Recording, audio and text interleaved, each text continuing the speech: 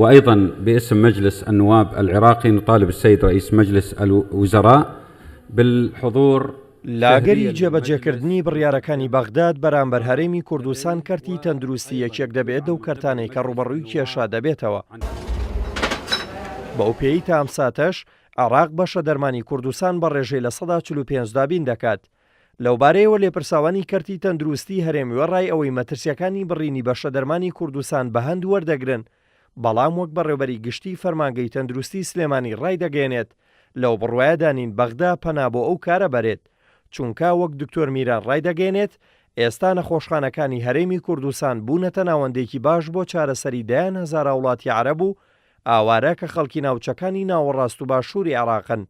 بە جۆرێک نزیکەی لە 130 خزمەتگوزاریەکانی تەندروستی لە کوردستان پێشکەش بە وڵاتیانی عەرەب دەکرێت. خزمەتگوزاری تەندروستی و پیشەی پزیشکی کارێکی ئینسانیە. وە نەخۆشخانەکانی ئێمە وەکو خۆت باست کرد ئێستا ناوەندێکی باشە بۆ ژمارەیەکی زۆر لەو ئاوارانەی کە لێرن وە ژمارەیەکی زۆر نەخۆشی عەرەبیش لە شارەکانی تری عێراقەوەیەتە هەرێمی کوردستان بۆ وەرگرتنی چارەسەر. بۆیە ئەگەر لەم لەحزەیە قسە لەگەڵ تۆ بکەم ڕەنگە لە هەموو سنتەرێکی شاری سلێمانی لە 5 نەخۆش 2 نەخۆشی عەرەب بێ، خەڵکی بەسڕی تایە، خەڵکی بەغای تایە و ئیشەکەش ئیشێکی ئینسانیە. ئێستا مناڵێک بێ ژنێکی ئاوارە بێ کە عەرەب بێت و ئەبێ چارەسەری بۆ بکەیت و تا چەند ساڵی ڕابردوو هەتا ئەم لەحزەیەش بەم شێوەیە ئیشکراوە لە خستخانەکان. بۆیە من هیوادارم کە ئەم شتە ڕوونەدا مەسەرەن دەرمان وەکو خۆی بێ، لەبەرەوەی ئەگەر دەرمان لە شارێکی وەکو سلێمانی ببڕێ وەکو وایە لە خەڵکی بەسرە بڕابێ، وەکو وایە لە خەڵکی بەغا بڕابێ، لەبەرەوەی کە سلێمانی سنتەرێکی باشە بۆ نەخۆشە عەرەبەکانیش کە لێرە چارەسەر وەرەگرن. ئەو دوو کۆمپانیای پایۆنیر و ئەو کۆمپانیایی تر ئاوامی دیکە سپۆنسەرێکی باش بوون بۆ نەخۆشخانەکانی ئێمە، نەک بۆ ئێمە. هەندێک کۆمپانیا هەیە کە دەرمانەیە بە حکومەتی عێراقیش، یەکێ لەو کۆمپانیانە عەقدی هەیە لەگەڵ حکومەتی عێراقی سەپڵای هەموو مغەزی و فلود و ئەو شتانە کە دەرمانی حکومەتی عێراقی و لێکڕێتەوە. کەواتە ئێمە پاڵپشتێکیشمان هەیە بۆ ئەوە کە دوو مەعمەلی دەرمان هەیە لە هەرێمی کوردستان کە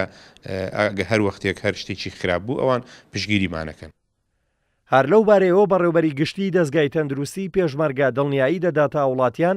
کە هەموو ئەگەرێکیان لە بەرچاو گرتووە و لە حاڵەتی بڕینی بەشە دەرمانی هەرێمیشدا بارودۆخەکەیان لە بەرچاو گرتووە و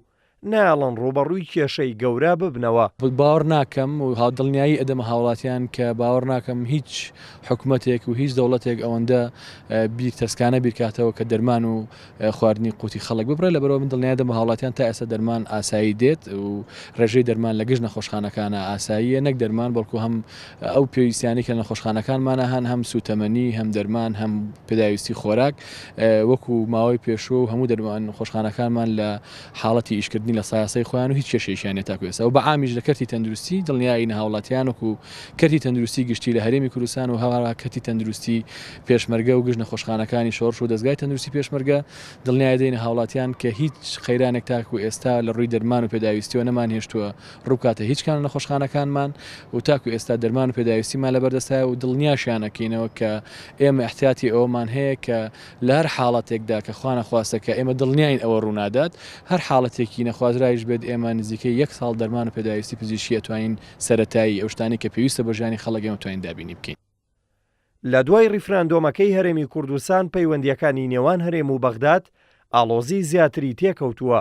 بە جۆرێک حکومەتی ناوەند بە بەکارهێنانی بڕیاری هەڕەشامێز هەرێمی کوردستانی دووچاری بارودۆخێکی نەخوازراو کردوتەوە و لە ئەگەری جێبەجێکردنی بڕیارەکانیشدا خەڵکی کوردستان تووشی بارگرانی بەرچاو دەبێت. ئەوەش لە کاتێکدایە هەرێمی کوردستان بۆ تەلانکە و ناوچەیەکی ئارام بۆ 100,000 وڵاتی عەرەب کە شێوەی هاوڵاتیانی کوردستان بێبەش نەبوون لە خزمەتگوزاریە تەندروستی و پەروەردەی و ئابووری و خزمەتگوزاریە جیاجیەکانی تری هەرێمی کوردستان. دلێر کەمال، کورسات نیوز، سلێمانی.